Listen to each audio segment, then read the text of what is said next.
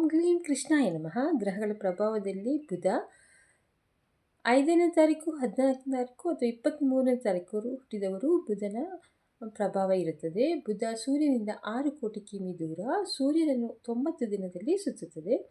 ಇದು ಯಾವ ಗ್ರಹದ ಜೊತೆ ಇರುತ್ತದೆಯೋ ಅದರ ಫಲವನ್ನು ನೀಡುತ್ತದೆ. ಇದು ಪ್ರಭಾವಿ ಗ್ರಹ.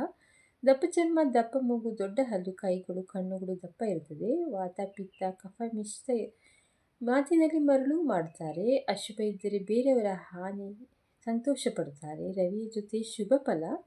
ಕನ್ಯಾದಲ್ಲಿ ಉಚ್ಚವಾಗಿರುತ್ತದೆ, ಮೀನದಲ್ಲಿ ನೀಚವಾಗಿರುತ್ತದೆ. 3, 8, 9, 12ರಲ್ಲಿ ಬುಧ ಇದ್ದು ರಾಹು 1, 5, 7, 8, 9, 11ರಲ್ಲಿ ಇದ್ದರೆ ಬುಧ ಅಶುಭ.